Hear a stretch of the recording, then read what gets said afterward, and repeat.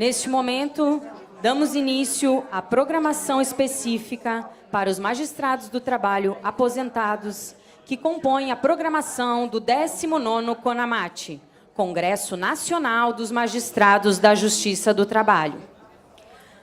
Iniciaremos com a palestra A Integração do Juiz Aposentado na Vida Institucional dos Tribunais.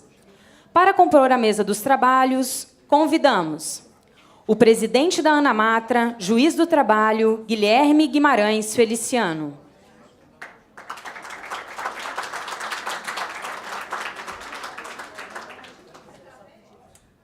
Sua Excelência, o ministro Carlos Alberto Reis de Paula, do Tribunal Superior do Trabalho.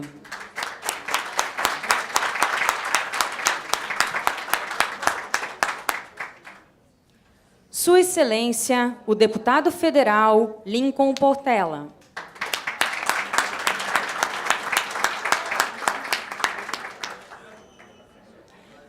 O diretor de aposentados da ANAMATRA, juiz do trabalho, Rodney Doreto Rodrigues.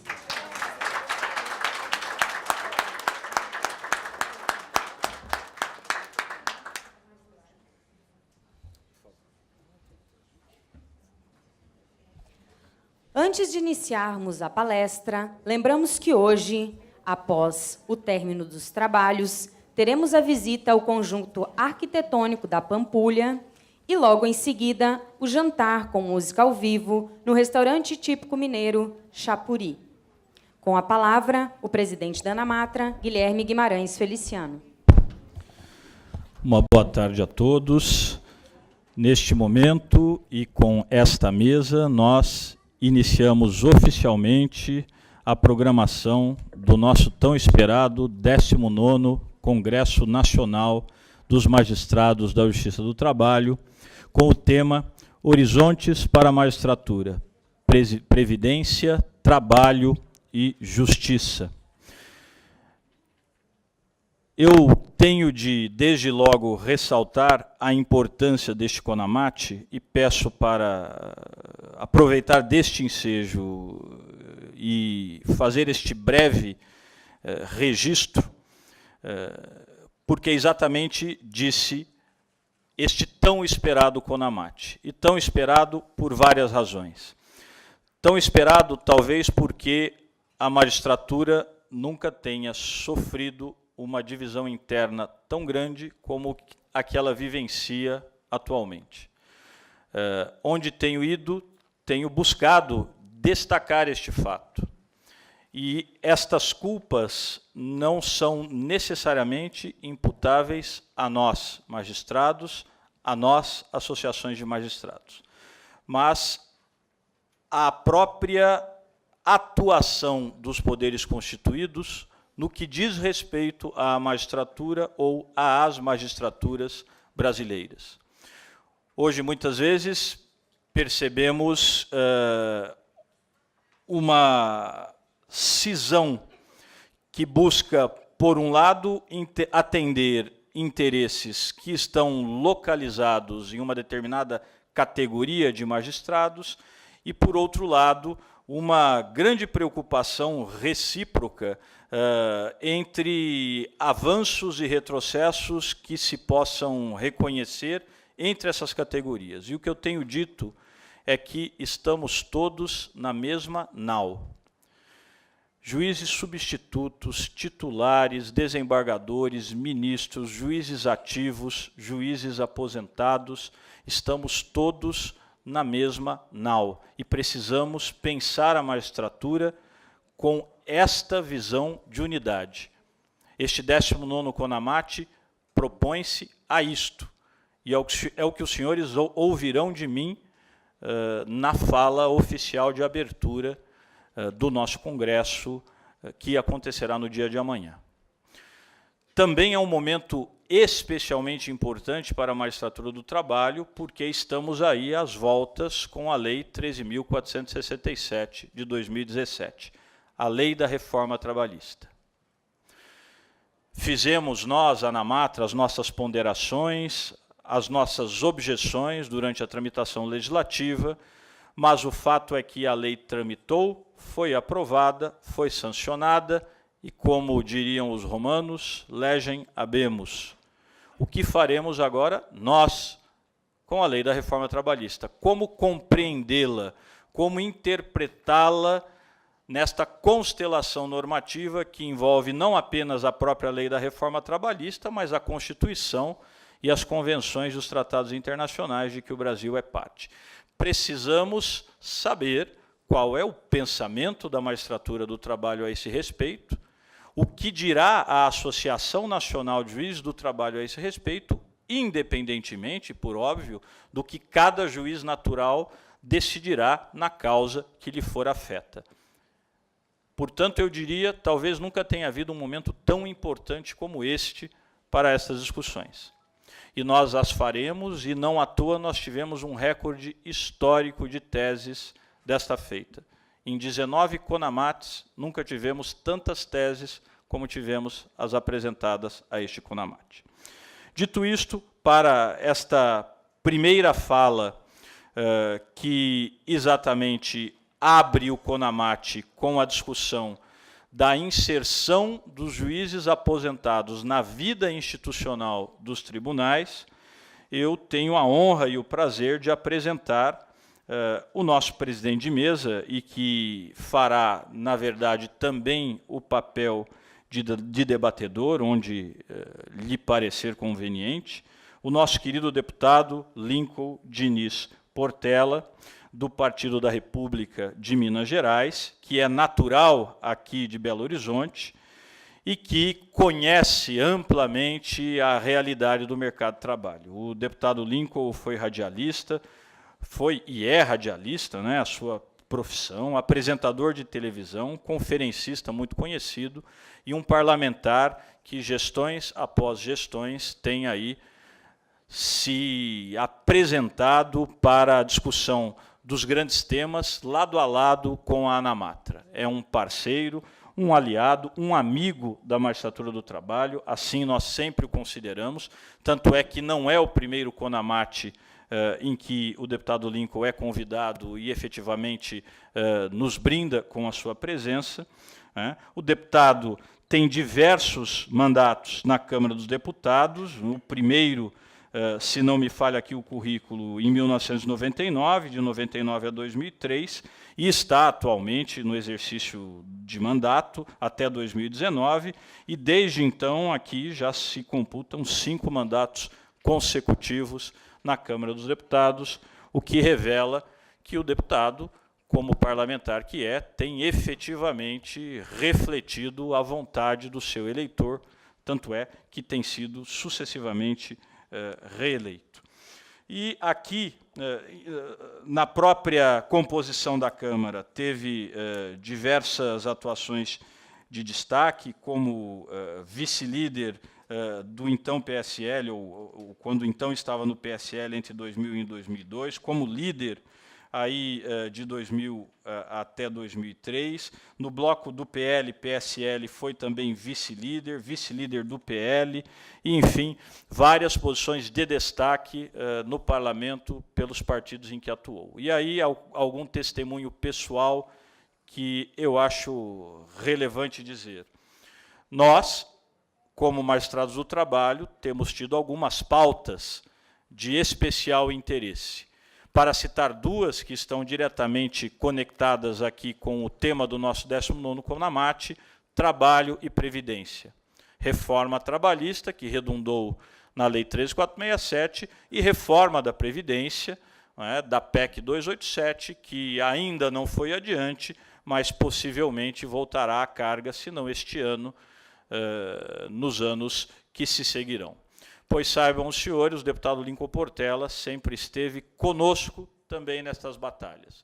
Esteve conosco em várias das discussões relativas à reforma do trabalho, compreendendo as posições que a ANAMATRA apresentava, não apenas na perspectiva da independência do juiz do trabalho, mas também na perspectiva da preservação dos direitos sociais e na preservação do Brasil como um Estado social que é, um Estado democrático de direito, que tem uma preocupação com a tutela, com o legado dos direitos sociais, como também na reforma da Previdência foi um grande aliado, esteve sempre ao nosso lado, sempre ao lado do servidor público, evidenciando que reformas podem e devem ser feitas, mas, antes de se pensar no corte de benefícios, é preciso pensar também nas estratégias de custeio, que muitas vezes não são bem observadas. Portanto, volto a dizer, um parlamentar que esteve conosco em diversas lutas, estará conosco, tenho certeza, em outras tantas lutas, e, por conta disto, tenho, então, a honra de apresentá-lo, o deputado Lincoln Portela. Muito obrigado por ter aceitado o nosso convite, e a palavra é sua.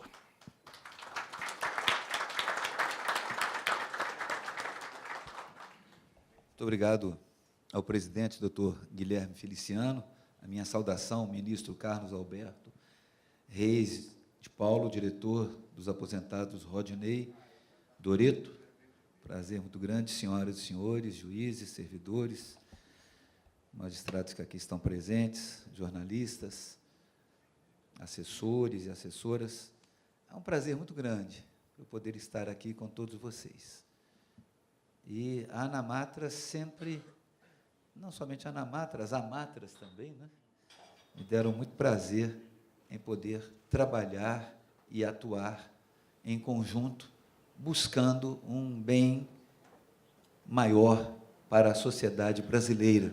A sociedade brasileira é tão sofrida, né? E o Brasil já nasceu sob sofrimento.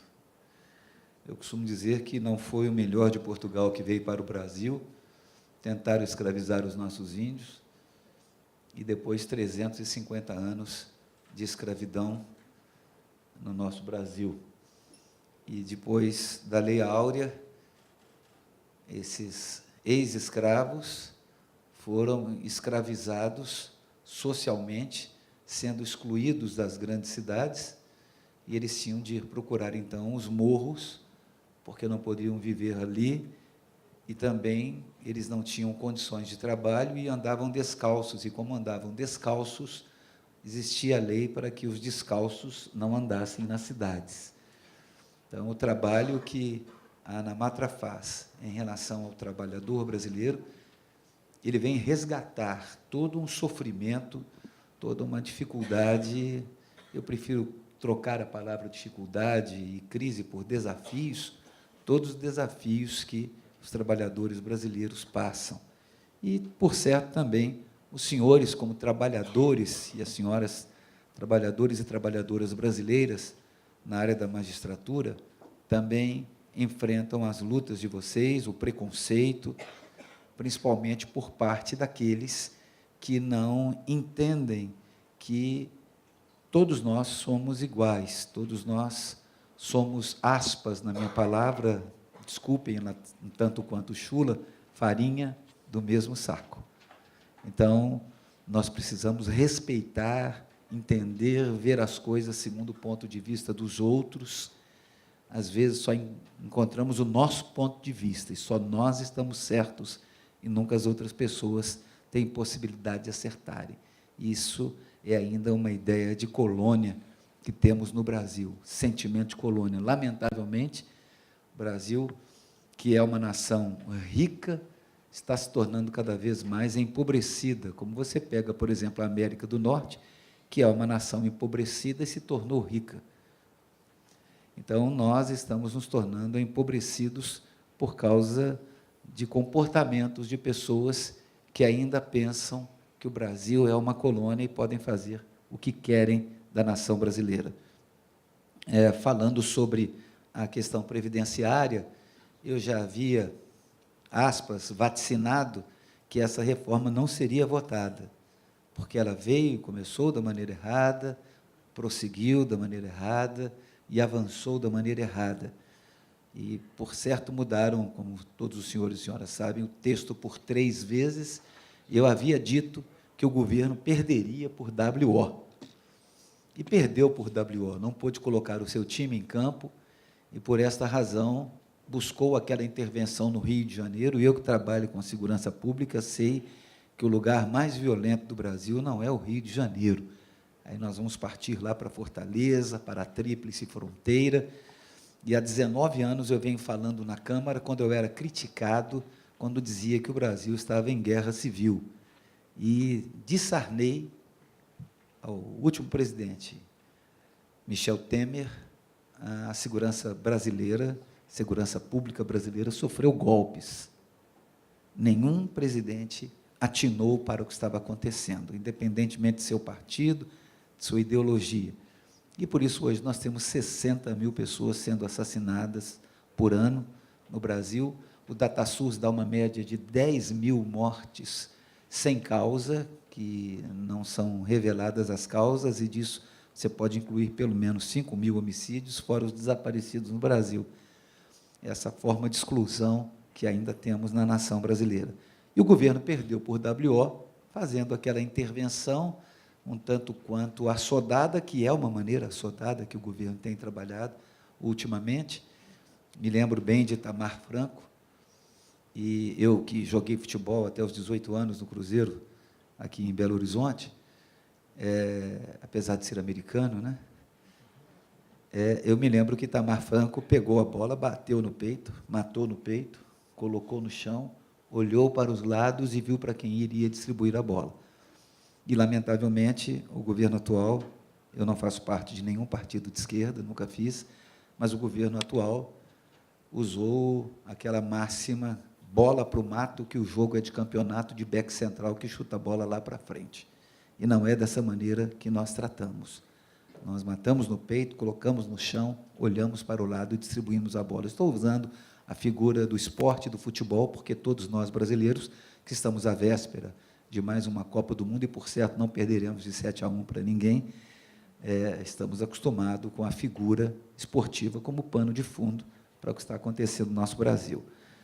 Em relação também à reforma trabalhista, veio da mesma maneira, de maneira assodada, esquecendo aquela máxima, presidente, da conscientização, da organização e da mobilização. A conscientização feita de maneira inadequada, a organização sem tratar devidamente com quem, de fato, está envolvido com os trabalhadores brasileiros, e a mobilização foi a pior possível, agressiva, impositiva, chantageada e comprada. E comprada a preço de emendas parlamentares, e comprada a preço de favores e a preço de cargos públicos. É lamentável que isso tenha acontecido no nosso Brasil. E, com isso, ganhos que poderíamos ter se transformaram em grandes perdas, porque a maneira não foi a mais adequada. Se fôssemos falar em reforma, deveríamos, talvez, ter começado por uma reforma política, não para esse mandato, mas para o outro mandato, quem sabe com uma constituinte especial para isso, e com uma reforma tributária. O Brasil precisa ter uma reforma tributária que não seja feita de maneira fatiada. Talvez essa fosse a mãe de todas as reformas, e isso poderia mudar muito o Brasil. Precisamos mesmo também, voltando à reforma previdenciária, de uma reforma previdenciária da mesma forma, não da maneira que veio, mas sentado, conversado e bem elaborado o texto. Muito bem. No caso da reforma trabalhista agora, brechas, dando diversas interpretações, por certo, já estão surgindo, gerando uma conturbação naqueles que julgam as leis, insegurança para o trabalhador, e começando a brotar, inclusive no patronal, uma desconfiança muito grande. Eu tenho conversado com vários empresários, com vários patrões, e eles estão preocupados com o que poderá acontecer num prazo de 6 meses a 1 ano. E, embolado com isso agora, vem também essa medida provisória, trazendo ainda uma mistura maior ainda, que não é boa. Uma boa mistura vale a pena, né? Um café com leite, que os paulistas e mineiros entendem muito bem, é muito bom, mas isso não é um café com leite. Isso é uma mistura inadequada, que, por certo, trará consequências para nós. Mas estamos aqui lutando, trabalhando, para que possamos tentar reverter alguma coisa. Até por falar em reforma trabalhista. Lamentavelmente, o que aconteceu há pouco tempo atrás, com o retrocesso que tivemos em relação ao trabalho escravo. Isso denota a condição de colônia que eles ainda veem no Brasil, que algumas pessoas, não poucas, ainda veem o Brasil, com preconceito, com discriminação, com as pessoas sendo colocadas inadequadamente em posições que não deveriam ser, sendo excluídas mesmo. Então, ali mostrou realmente o espírito da coisa. E, de repente, você não consegue, quando você tenta ser, como diz antigamente, como dizia antigamente, que hoje esse negócio de politicamente correto é complicado, a figura do Zé Carioca, essa malandragem governamental, ninguém engole mais.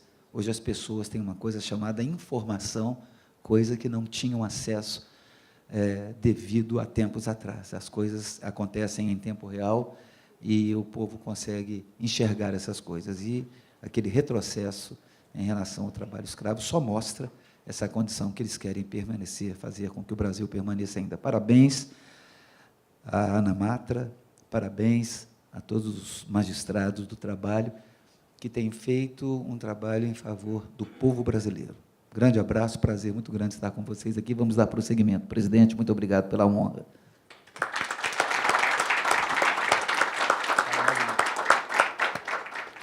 Eu, então, de imediato, passo a palavra ao nosso querido diretor de aposentados, Rodney Doreto, para que faça a apresentação, como se necessária fosse, do nosso queridíssimo ministro, presidente, Carlos Alberto Reis de Paula, para as suas considerações e a sua palestra. Dr. Rodney.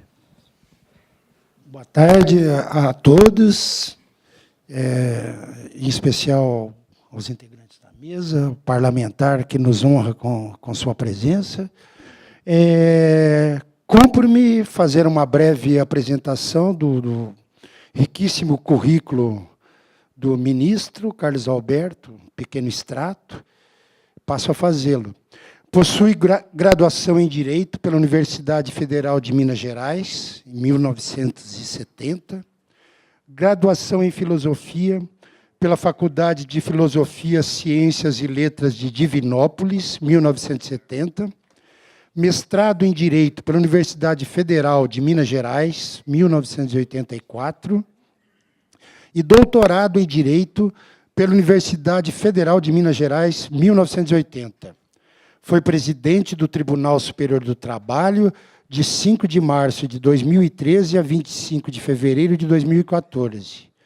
Tem experiência na área do direito, com ênfase em direito do trabalho, atuando principalmente nos seguintes temas: direito, recurso, direito do trabalho, prova e ônus. Mas o que eu quero mesmo dizer é da honra de nós todos pela presença do ministro, que não está aqui convidado para a abertura deste nosso evento, sem razão de ser. Devo dizer que o ministro Carlos Alberto é um paradigma para nós, especialmente pela lhaneza com que sempre nos tratou, a todos os magistrados, especialmente quando o presidente do Tribunal Superior do Trabalho, e também pela postura de permitir uma efetiva interlocução da magistratura de base, da magistratura de primeiro grau, inclusive sendo o primeiro presidente a posicionar como secretário no CSJT um magistrado, que foi uma experiência muito importante, que nós gostaríamos de ver repetida. Ministro, o senhor tem a nossa admiração, especialmente pela humildade que o caracteriza, que faz do senhor muito querido por todos os colegas, e essa é a razão do senhor ter sido convidado para abrir, e teremos um enorme prazer em ouvi-lo. Seja bem-vindo entre nós.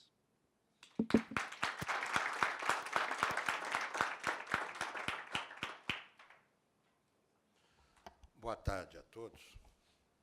Meu caro presidente Guilherme, meu caro Rodney, me permitam, senhor presidente Rodney, fazer uma saudação muito especial ao deputado Lincoln Portela.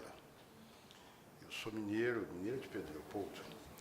Eu até troquei os Lincolns, mas eu reavivei minha memória e me lembro de sua presença aqui, sempre atuante. Mas hoje, de forma muito especial, eu saúdo como magistrado aposentado, pela circunstância relevantíssima de continuamente o senhor ter dado ouvidos e refletido com os magistrados através da nossa associação, que é a ANAMADRE. Isso para nós, caro deputado, é muito expressivo, sobretudo porque sabemos de sua liderança e sabemos a visão que, me permita dizer, você detém sobre o trabalho e, em consequência, da importância dos magistrados do trabalho. Tenho a certeza que, por você, temos uma admiração muito grande. Mas eu confesso a vocês que quando o Guilherme foi num jantar, né? Foi lá em Brasília. E o Rodney vieram me convidar. Você podia participar do 19º CONAMAT, juntamente com os aposentados. Eu fiquei muito cheio de mim, confesso a você. Mas logo depois me assaltou uma dúvida muito grande. O que falar? Aí me fizeram uma proposta de tema: a integração do juiz aposentado na vida institucional dos tribunais. Esses temas são todos grandiloquentes. O que eu vou falar sobre isso? Aí, a minha sorte foi que, tanto por parte do Rodney quanto por parte do Guilherme, eles me alertaram: você pode ir lá para conversar. Se for para conversar, aí eu estou muito... E eu digo a vocês que, nessa conversa, eu já agradeço a presença de vocês, que o convívio inicial, na entrada, no contato, no abraçar e sentir vocês todos, me encheu de alegria. Nós todos continuamos no mesmo barco. Na mesma nau, não é assim que você gosta de dizer? Na mesma nau. Pois é. Mas a nossa reflexão, eu acho que qualquer um de vocês a dispensaria. Eu não vou falar nada de novo, porque também não há nada de novo. Sobre aposentado, eu sou aposentado há pouco mais de 4 anos. Nós estamos aposentados. Estar aposentado, como viver, é sempre uma experiência, é sempre um desafio. A expressão até que o nosso querido deputado assentou aqui hoje, não é? E, assim sendo, a gente que vive para aprender ou aprende vivendo, nós temos de partilhar. Então, o que eu vim fazer aqui é uma conversa de partilha. É dizer a vocês o que eu sinto sobre a nossa condição de estarmos aposentados e o que eu acho, modestamente, apenas para reflexão, que poderia nos ajudar nessa integração, nessa vida em comum, de forma contínua, com os nossos tribunais. O fato é que, parece-me sempre, que, quando se coloca a questão de aposentadoria, a grande reflexão não é especificamente sobre a aposentadoria, mas é sobre o sentido, o significado e a compreensão que nós temos do trabalho. Basta nós percebermos uma coisa fundamental. O que é estar aposentado do ponto de vista social? Colhendo as noções que eu buscava, né, nesse rápido convívio aqui, a aposentadoria é colocada como sendo um estado de inatividade, ao fim de certo tempo de serviço, com determinado vencimento. Mas nós poderíamos continuar perguntando. Quer dizer que o aposentado, ele só pode ser considerado inativo, ou seja, só tem expressão quem está trabalhando? Essa é a primeira pergunta. para alguém ter algum significado na vida, ele tem que trabalhar? E se não bastasse, se nós buscarmos o próprio termo aposentado, nós vamos descobrir uma outra coisa. Aposentado, a origem da palavra é aposento. Aposento nos joga para dentro do interior de uma casa, para os aposentos. O que significa isso? Significa que o aposentado ele está afastado do convívio social? Ele deixou de ser alguém junto aos demais no dia a dia? Ora, a partir desses questionamentos, que partem fundamentalmente da parte de vocabulário, ou até numa visão mais semântica, ou do ponto de entendimento social, de compreensão social, o aposentado, obviamente, para a sociedade, está vinculado à perda de capacidade de ação do sujeito. Ou seja, ele se vê em uma situação de ser passivo. Às vezes, antes de estar aqui, eu conversava com o Rodney nos dizia que essa circunstância é tão relevante que nos remete às incertezas e às angústias da vida, às vezes nos desestabiliza, às vezes nos deprime. Isso realmente é o significado último da aposentadoria? Olha, nós já estudamos, eu já disse a vocês que eu vim aqui conversar. Nós já estudamos, já lemos um bocado de coisa e tudo. Olha, o Karl Marx, na visão que ele tem, do ponto de vista sociológico, o que ele descobre como sendo o fenômeno da hominização? O que significa uma hominização? Essa hominização significaria uma forma de a atuação pela qual o homem vai transformar a natureza e transformar as suas circunstâncias através do trabalho. Em contrapartida, o homem também se transforma com o trabalho e pelo trabalho. Mas o fato é que alguém hoje no mundo é considerado, a primeira circunstância que se releva é saber o que ele faz. Qual é a sua atividade? A pergunta que se faz é sobre o trabalho.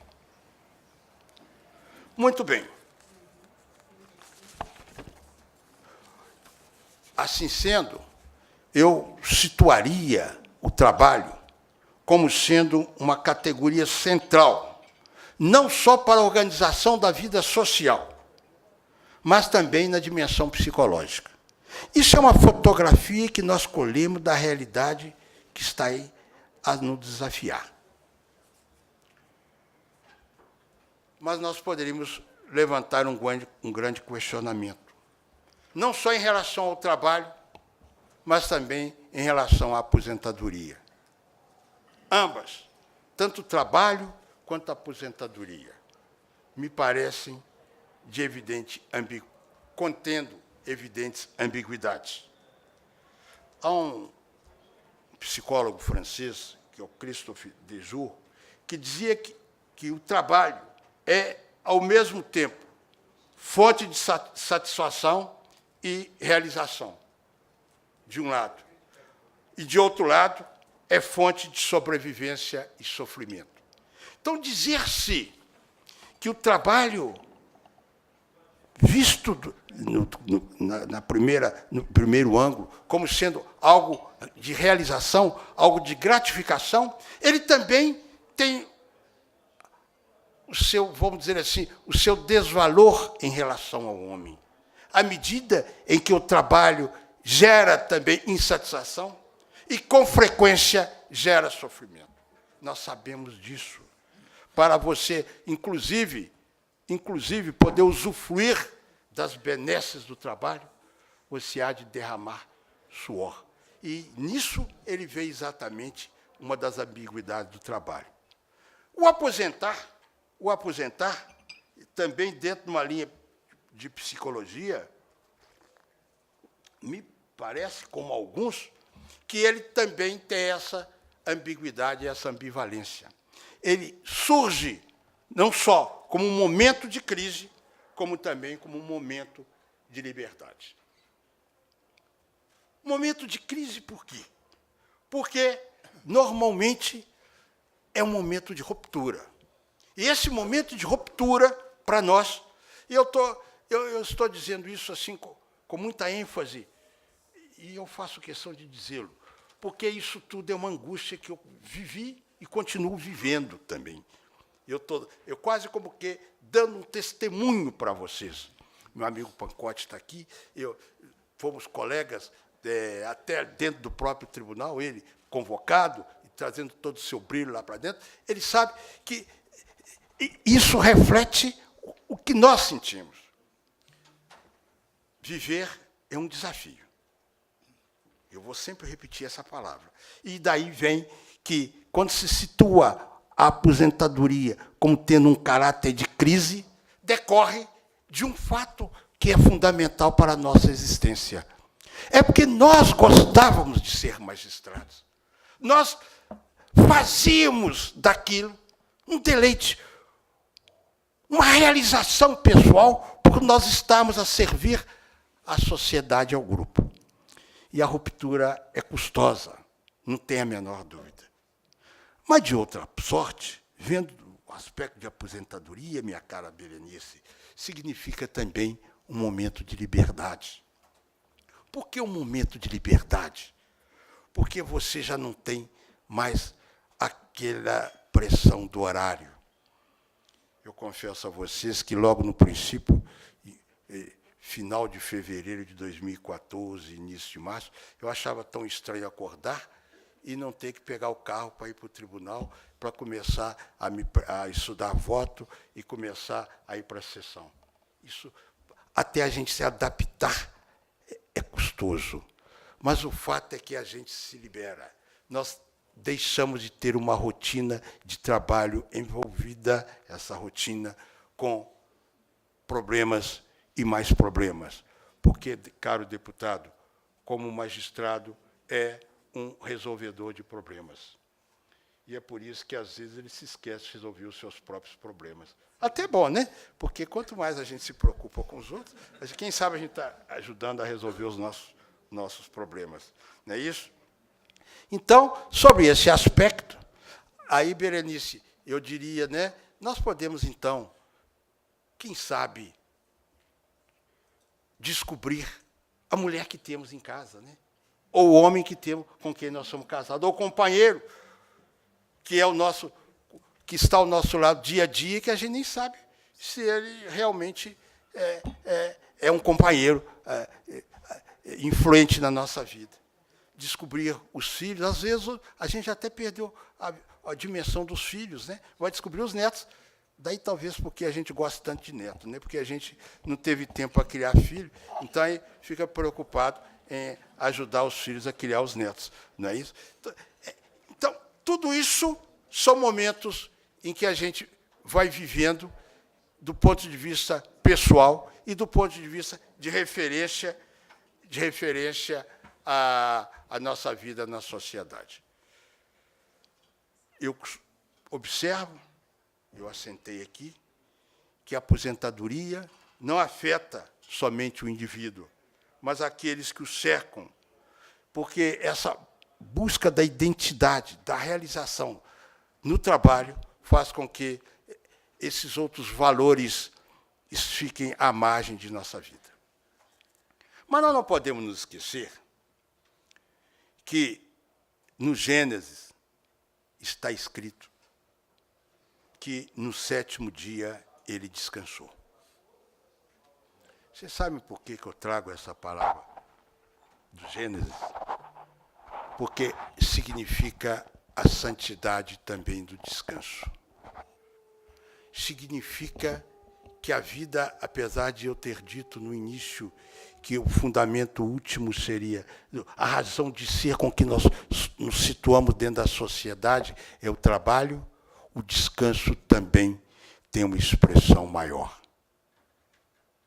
No 7º dia, ele descansou.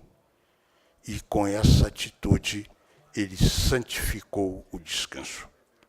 Então, é muito bom que nós descubramos esse valor.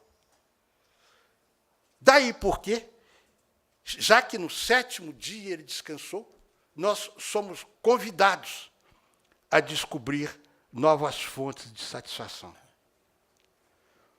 Novas formas de gratificação na vida. Porque, efetivamente, o descanso tem um significado extremamente relevante na nossa vida. Eu, aqui, quando estava rabiscando, instigado por ele, falei assim, vai lá só, então vou lá conversar. Eu falei assim, mas quais são os parâmetros, os lineamentos que nós podemos assentar para buscarmos esse sentido maior para o nosso 7º dia? Uma forma de possibilitar o desenvolvimento pessoal, preservando a nossa autoestima e desvinculando-se da ideia de que só se obtém satisfação por meio de atividades laborativas. É bom que a gente abra os olhos para o mundo e descubra outras fontes em que vamos nos gratificar. Com isso, eu não estou a dizer que nós estamos desonerados de trabalhar. Não. Às vezes, o trabalho até se impõe como uma necessidade. Quer por necessidade pessoal, porque eu tenho necessidade de trabalhar porque eu sou jovem, eu tenho necessidade de trabalhar porque eu tenho disposição, mas eu também tenho necessidade de trabalhar porque eu quero estar junto daquele grupo com quem eu construí boa parte da minha vida. Mas, às vezes, eu tenho necessidade de trabalhar também até por necessidades econômicas. Eu tenho necessidade de trabalhar para estar ao lado de meus filhos ou de meus netos, seja o que for. Não é isso? Mas o fato é que eu não excluo isso, porque, caso contrário, eu também vou ficar em situação de extrema dificuldade. Porque eu confesso a vocês que eu estou a trabalhar numa militância bem limitada em termos de advocacia, mas é que eu praticamente eu só sei mexer com direito de trabalho hoje, eu confesso a vocês. Alguma coisinha de um lado e de outro, mas hoje mal sei a legislação trabalhista. Aliás, sei muito pouco agora, que fizeram uma alteração. Não é, deputado Lincoln? Fizeram uma alteração tão substancial que eu fico até em dúvida se eu ainda sei alguma coisa de direito do trabalho. E mais sério ainda, porque balançando, e isso é sério, me parece, balançando a estrutura do direito do trabalho e do processo do trabalho. Daí porque eu acho que os juízes, nós que somos, alguns que são juízes em atividade aqui, né, como nosso querido presidente, né, nossa querida vice-presidente, né, o Ricardo e outros mais, nossos ilustres representantes da 10ª região. Mas, então, ocorre que nós temos de fazer com que a justiça do trabalho, mas, sobretudo, o direito do trabalho, não se neguem. Não se neguem. Ou seja, nós temos princípios e valores. E esses princípios e valores estão radicados na Constituição, nos tratados internacionais. E até, eu digo mais, até no direito comum. Até no direito comum. Então, eu acho que essa redescoberta hoje é colocada para nós todos.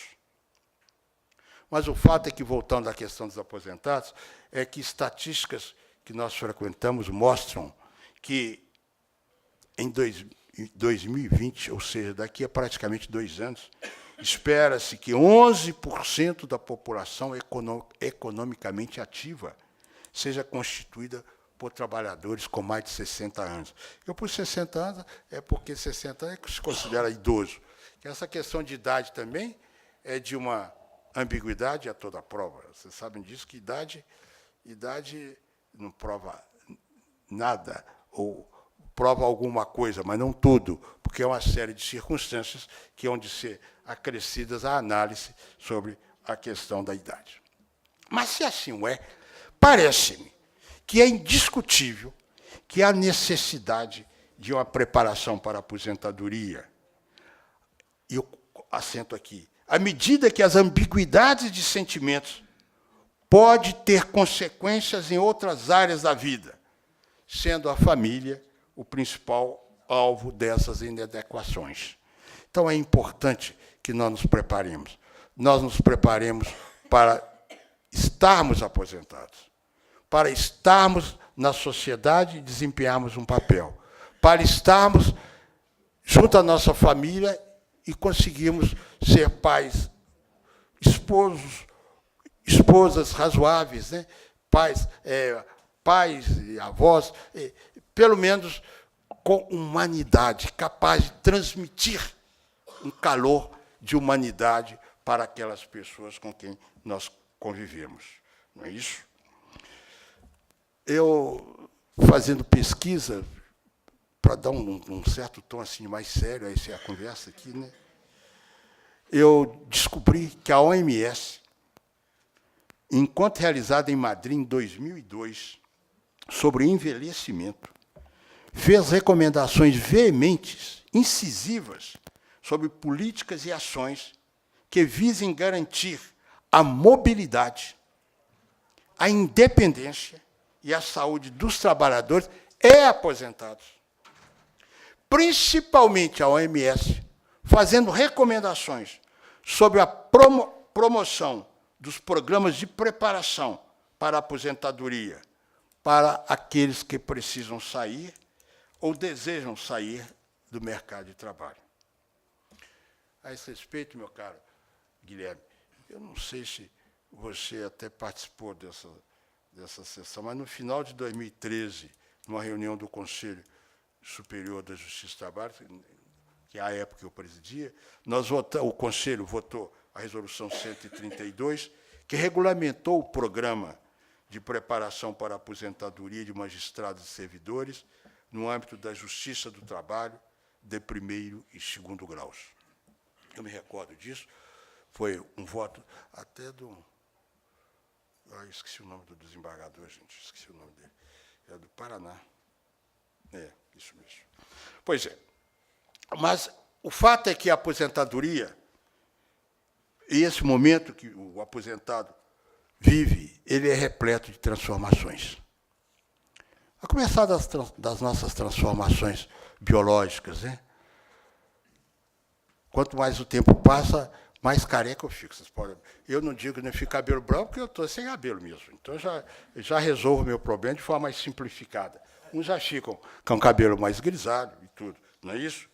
O problema das mudanças na conjuntura familiar. Nós temos mais tempo para a família e nós precisamos de descobrir como viver bem com a família, na família.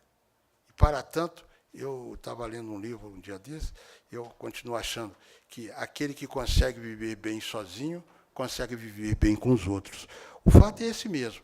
Então, a gente tem que passar a viver bem com a gente enquanto aposentado, para podermos viver bem com os outros, sobretudo aqueles com os quais nós convivemos no dia a dia. E, principalmente, o convite e o desafio a mudanças sociais, na busca de um novo papel social. Nós não podemos fechar os olhos à realidade que nós perdemos um status. Não é status de reverência. Não é esse o fato. Não é o fato de ter perdido um carro, isso não é o problema. Mas nós, efetivamente, na sociedade, a não ser para aqueles que não querem enxergar, mas o aposentado perde um status. Isso é indiscutível, indiscutível. Mas nós, ao perdermos um, podemos ganhar o outro, desde que nós encontremos um caminho em que nós nos afirmemos na sociedade. Não é obrigatoriamente no trabalho, mas descobrimos um caminho para nosso desempenho dentro da sociedade. E, para isso, eu destaco de forma muito especial o trabalho indispensável, que é o trabalho em grupo, o trabalho do convívio. Para o quê? A ANAMATRA tem um papel e um desafio relevantíssimo. Eu me lembro quando o Luciano era presidente da ANAMATRA, né, ele criou uma comissão de aposentados, é isso mesmo? Não foi ele que criou? Eu acho que sim. Pois é. E eu acho que hoje essa comissão que está sob o comando do nosso querido Rodney, não é isso? Ele, com toda a sua vibração, ele tem um trabalho muito importante de ajudar os aposentados a um trabalho, a um retorno a esse trabalho de grupo, a valorização do convívio, a valorização do contato. Para resumir e começar a falar um pouquinho especificamente sobre essa questão da integração do aposentado na vida dos tribunais, eu diria que a aposentadoria ela tem, de forma genérica, algumas perdas e alguns ganhos.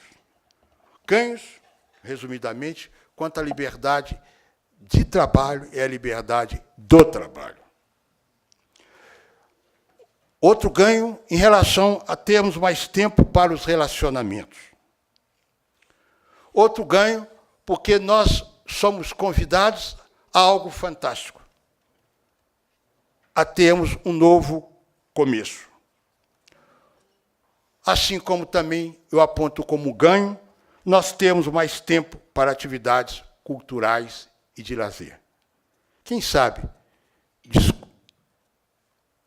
inventarmos, participarmos e descobrirmos aquilo que gostaríamos de ter feito e não fizemos anteriormente, e que agora já podemos fazer.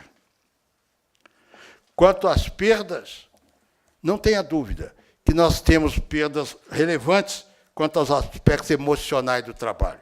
Se nós gostávamos de ser magistrados, evidentemente, o nosso afastamento do dia a dia do nosso trabalho nos traz perdas no aspecto emocional.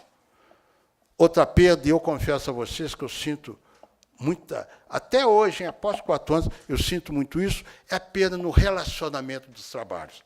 À medida em que você consegue criar um clima muito bom, muito agradável, e nós tínhamos, à época, eu sei que isso às vezes sofre idas e vindas, tínhamos um relacionamento no TST muito favorável, muito agradável.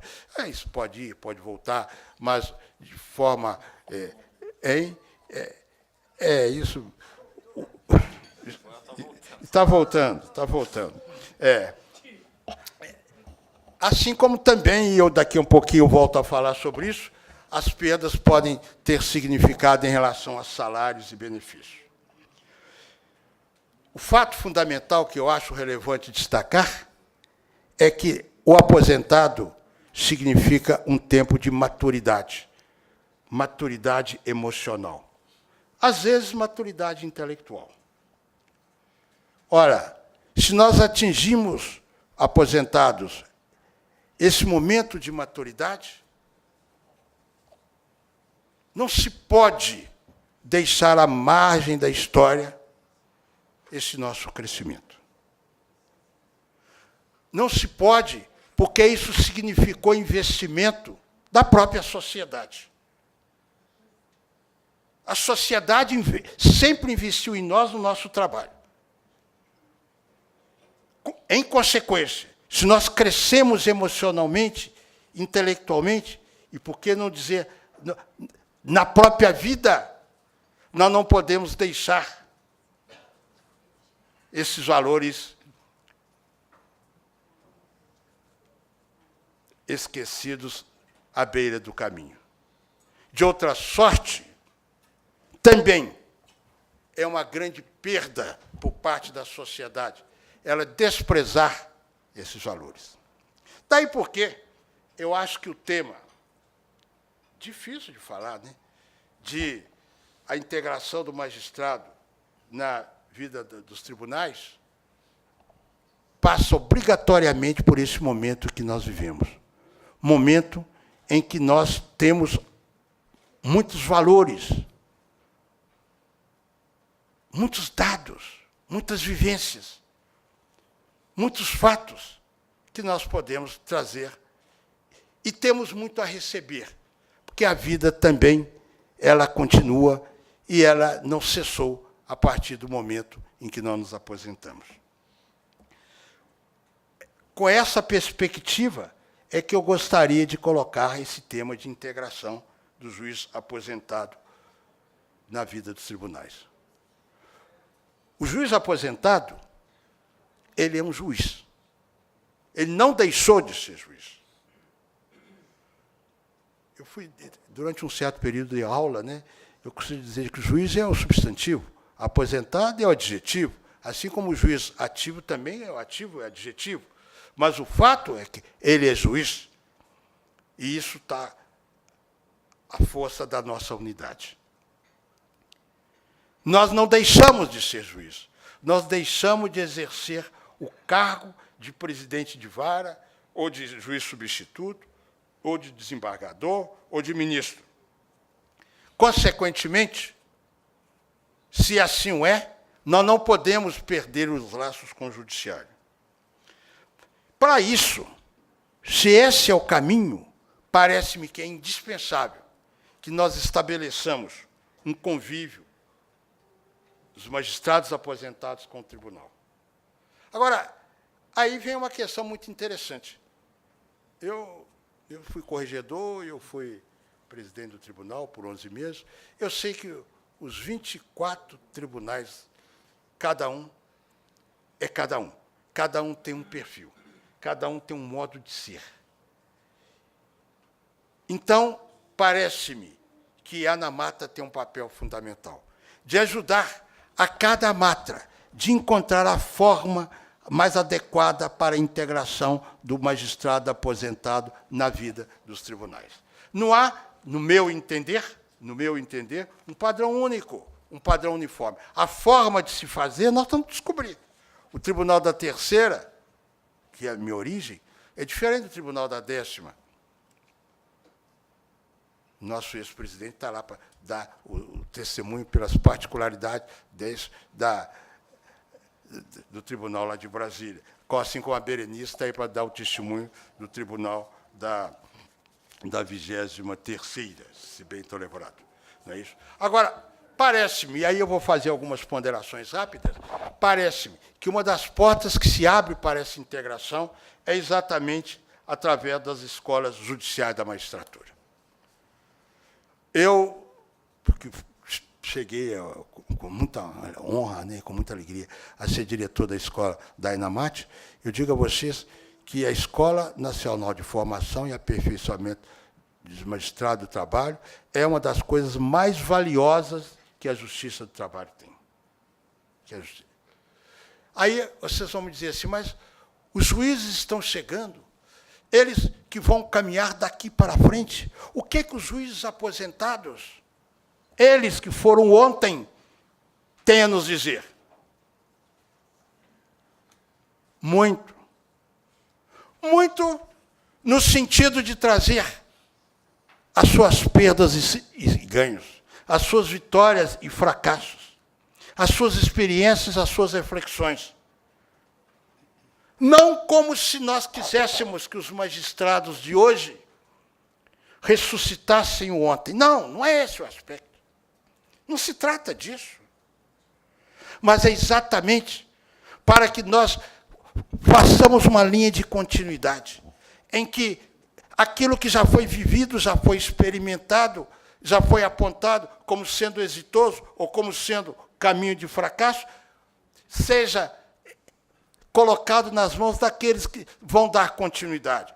para que eles aperfeiçoem aquilo que é bom, para que eles se afastem daquilo que é, evidentemente, danoso. Eu, sobretudo, vejo, meu prezado Guilherme, no momento em que nós vivemos, no momento em que se quis criar um novo direito do trabalho, fizeram, caríssimo deputado, inovações muito interessantes. Fizeram. Dizer-se que eu não chego a esse ponto. E até chego mais. De forma muito ousada, eu vou dizer. Valorizar negociação coletiva é importantíssimo, fundamental para o crescimento do direito do trabalho. Mas nós temos de saber como negociar. E nós não podemos, esse, para mim, um dos maiores pecados da legislação positiva. É dizer-se como o juiz vai interpretar a lei, que isso, para mim, isso não ocorreu em nenhum momento da legislação brasileira. O juiz, ele tem um compromisso. O juiz tem os seus limites.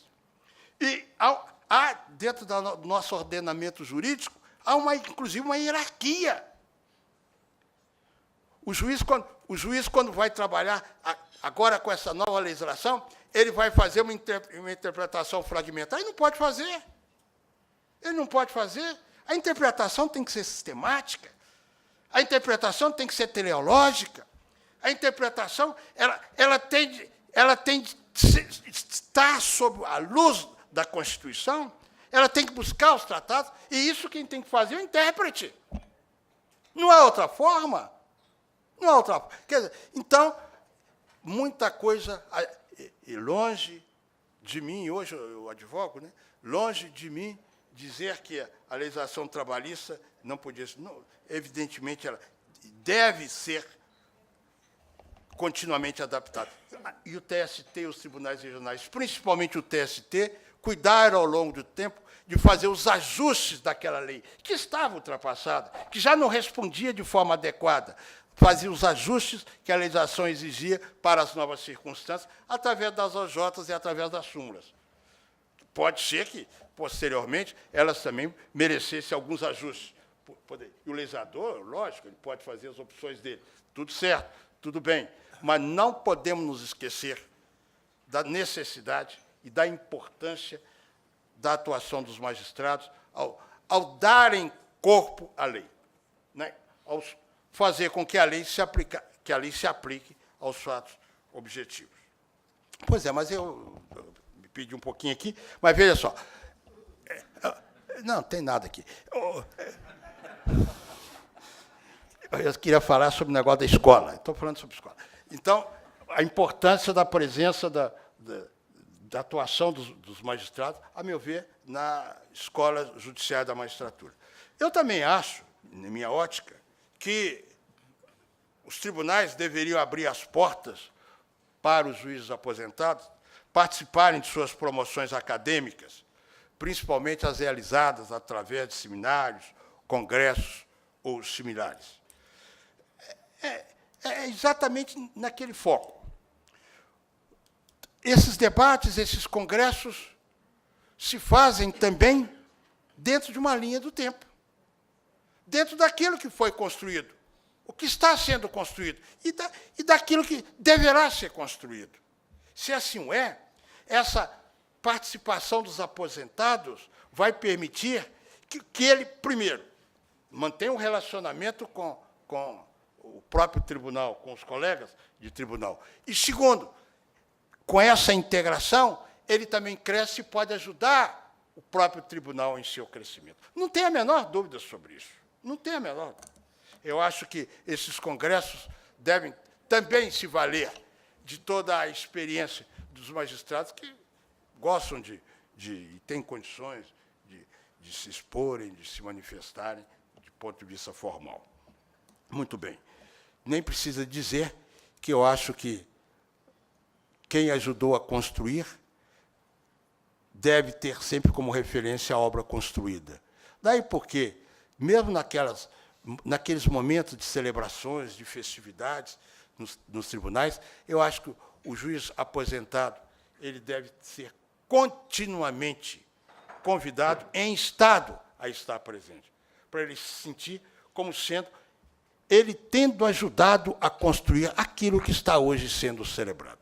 As coisas na vida não se constroem instantaneamente, elas se constroem ao longo do tempo.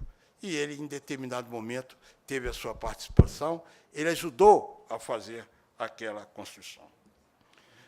Também, Rodney, eu também anotei aqui, uma participação dos magistrados aposentados em cursos de aperfeiçoamento. O TST, eu dou um exemplo concreto. O TST tem curso de inglês. Eu que tenho uma dificuldade, acho que é inata, viu? Uma coisa impressionante. Para inglês, nossa senhora, tenho uma dificuldade terrível. Mas estou lá aprendendo umas palavrinhas, umas construções e tudo, e aí, pelo menos, alguma coisa eu já consigo entender. Não é isso? Pois é, mas língua, inglês, francês, italiano, né, espanhol, sei lá o que for, e, sobretudo, o momento em que nós vivemos um momento de desafio tecnológico. Então, os avanços tecnológicos e que o tribunal procura trazer ao conhecimento de servidores e de magistrados, esses avanços também, esses cursos, o fornecimento de insumos também deve ser possibilitado aos próprios magistrados aposentados. Eu queria fazer uma palavra sobre a questão do trabalho voluntário. Eu sei que o trabalho voluntário ele tem lados pró e lados contra. Mas eu só vou destacar para a reflexão nossa, porque, de fato, o trabalho voluntário, ele, através de uma resolução do Conselho Superior da Justiça do Trabalho, de 2012, à época, a presidência do ministro Dallazem, a resolução 117, no artigo 2º, diz que poderão prestar serviço voluntário magistrados togados e servidores aposentados da Justiça do Trabalho, em áreas de interesse e compatíveis com seus conhecimentos e experiências profissionais. Isso é de forma genérica. E diz mais, no parágrafo único, a prestação de serviço voluntário é incompatível, lógico, né, com o exercício da advocacia ou com a realização de estágio em escritório ou sociedade de advogados, bem assim com o exercício de perícia para a Justiça do Trabalho. Nós sabemos que esse trabalho voluntário ele foi regulamentado em vários tribunais. Eu tenho ciência que o tribunal da 15ª, do meu amigo Pancotti, eu acho que foi regulamentado, da terceira, da 5ª, da Jerusa. Da 10ª foi regulamentado? O trabalho voluntário? Acho que não, né? 13ª, eu me lembro disso. O CNJ, e eu chamo a atenção para um aspecto, o CNJ, em 2010, por meio de uma resolução, do 125, quando cuidou dos núcleos permanentes de métodos consensuais de solução de conflito, aqueles núcleos que eles criaram para solucionar conflitos, dispôs no artigo 7º que esses núcleos serão coordenados por magistrados e compostos por magistrados da ativa ou aposentados e servidores, preferencialmente atuantes na área. E, para encerrar essa reflexão que eu estou fazendo aqui sobre trabalho voluntário de forma específica, eu cito o CPC de 2015, cujo artigo 169 diz que a mediação e a conciliação podem ser realizadas como trabalho voluntário, observada a legislação pertinente e a regulamentação do tribunal. Então, em relação à mediação e à conciliação, de forma expressa, de forma genérica, prevista no CPC, o trabalho voluntário pode ser um dos instrumentos a ser utilizado. Muito bem. Eu não vou, porque sobre trabalho voluntário eu não tenho experiência alguma, não tenho. Eu sei que, do ponto de vista teórico, essa questão me parece que tem aspectos positivos e aspectos negativos, mas, sobretudo, um grande desafio na adaptação do magistrado aposentado para o seu desempenho. Mas eu não poderia chegar ao final, que eu já estou acabando, Guilherme, graças a Deus por todos aí, mas eu não poderia chegar ao final sem dizer uma palavra sobre a questão de direito sobre o direito à integralidade e à paridade de provimentos dos magistrados. Eu faço, meu caro deputado, exatamente por uma circunstância, porque esse direito de natureza constitucional ele está vinculado a garantias estabelecidas na Constituição da vitaliciedade e da irredutibilidade. E eu acho, e eu entendo, e estou mais do que nunca convicto, de que é importante que não só os magistrados que estão em ativa, mas principalmente os legisladores, não se esqueçam que a magistratura é una. Eu disse há pouco que o magistrado, tanto aposentado quanto em ativa, ele é magistrado. A magistratura é uma coisa só. Se a Constituição garante a irredutibilidade, nós não podemos nos esquecer de assegurar também aos magistrados o direito à irredutibilidade e à integralidade dos seus vencimentos. Porque o fato é que a entrega à vida na magistratura, que exige vamos dizer, usar uma expressão de direito administrativo, uma dedicação integral, ela há de ser reconhecida não só no momento em que nós estamos em atividade, mas, sobretudo, no momento em que nós somos, ou por opção, ou somos convidados por idade, ou até por necessidade, por circunstâncias variadas. Eu acho que essa valorização da magistratura ela se torna indispensável. E, quando se pensa em magistratura, sobretudo, eu sei que está se cogitando da questão do subsídio, da remuneração da magistratura, esse fato há de ser levado em consideração. Eu nasci aqui, em uma cidade muito próxima daqui, que é Pedro Leopoldo. Eu sou mineiro de Pedro Leopoldo, terra de Chico Xavier. Mas eu, apesar de todo o encantamento que eu tenho com Chico Xavier, que efetivamente eu conheci, eu tenho idade, vocês não sabem disso, mas eu tenho. Não parece, eu sei que não parece, mas eu tenho. Mas, olha, vocês sabem que Chico Xavier, só uma curiosidade, porque Chico Xavier trabalhou na Fazenda Modelo e meu pai trabalhava lá também. E eu morei na Fazenda Modelo. Eu conheci Chico Xavier menino. E cheguei a conversar com ele algumas vezes, em várias circunstâncias, né? Eu me lembro de algumas passagens, não importa. E eu sou encantado com Chico Xavier, sou católico. Aliás, fui quase padre, não sou católico, não é? Mas eu, na frente de um bispo, em Uberaba, quando eu recebi a comenda de Chico Xavier, eu disse que Chico Xavier era, a época que ele estava vivo, foi no ano de 2002, era o único santo vivo que eu conhecia, na minha ótica. Para mim é fantástico. Mineiro que sou, eu não vou terminar com as palavras de Chico Xavier, não. Eu vou terminar com as palavras de Guimarães Rosa. A Guimarães Rosa. A gente caminha um pouco mais além de Pedro Leopoldo, começa a dar a entradinha, o deputado sabe, né? Ele conhece bem Minas Gerais, né? Em suas andanças. Lá, um pouquinho na entrada do norte de Minas, não é isso? Cordesburgos e daí para frente, não é isso? Para dizer que viver é muito perigoso. Porque aprender a viver é que é o viver mesmo. Travessia é perigosa, mas é a da vida. Sertão que se alteia e abaixa. Ou seja, vou repetir, viver é muito perigoso. Porque aprender a viver é que é o viver mesmo. Essa frase, para mim, é o máximo. Aprender a viver é que é o viver mesmo. Travessia é perigosa, mas é a da vida.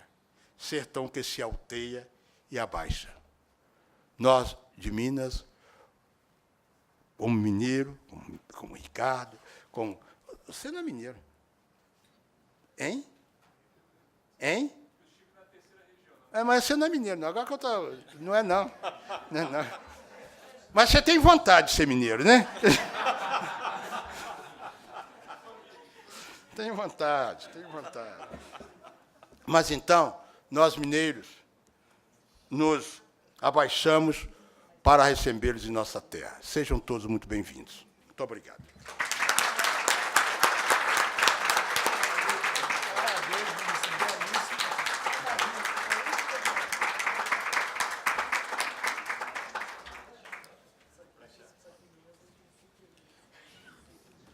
Meus caros, eu poderia dizer muito da fala do nosso queridíssimo ministro Reis de Paula, mas qualquer coisa que eu dissesse seria menor diante da grandeza de tudo que ele disse.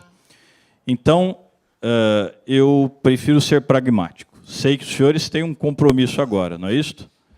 Um passeio que está programado. E, em tese, faríamos debates, mas talvez, para então podermos enquadrar o nosso evento dentro do novo horário, porque me parece que já houve ali um ajuste para que o carro saia meia hora mais tarde, eu deixaria apenas a palavra final com o nosso querido deputado Lincoln Portela para, enfim, a sua saudação final e também as suas ponderações, dentro do que pareça adequado ao deputado, a respeito da belíssima palestra do ministro Reis de Paula. E depois eu já queria, desde logo, deixar convidada a nossa vice-presidente, Noêmia Porto, e também a nossa querida Virgínia.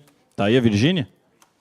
Para que fizessem, ambas, aqui a entrega do nosso pequeno regalo, tanto ao nosso ministro Reis de Paula, como ao nosso deputado Lincoln Portela, para as fotos finais também. Pode ser assim? Então, desde logo, eu passo a palavra ao deputado Lincoln Portela e, na sequência, vamos aos regalos e encerramos oficialmente esta mesa. Quero dizer da minha imensa satisfação de ver que, durante todas as falas, a sala esteve repleta, cheia, e eu fico muito feliz com isso. Deputado Lincoln. Obrigado, presidente Guilherme. Obrigado também ao nosso diretor dos aposentados, Odinei Doreto. E eu quero dizer ao ministro Reis de Paula que as notas taquigráficas estão aqui, viu? Fazendo concorrência aqui. São preciosas para mim. E como Vossa Excelência citou Gênesis, e num dado momento o senhor fala sobre questão de liberdade, eu me lembro do apóstolo Paulo, que ele diz que para a liberdade é que fomos chamados. E o pano de fundo desse texto era a carta de alforria, que aqueles que eram escravos recebiam dos seus senhores. Então, eles andavam com uma carta dizendo, para a liberdade. Quer dizer, aos senhores magistrados, quero dizer aos senhores servidores, para a liberdade é que nós todos fomos chamados, não para a escravidão. Um abraço a todos, obrigado pelo privilégio de estar aqui.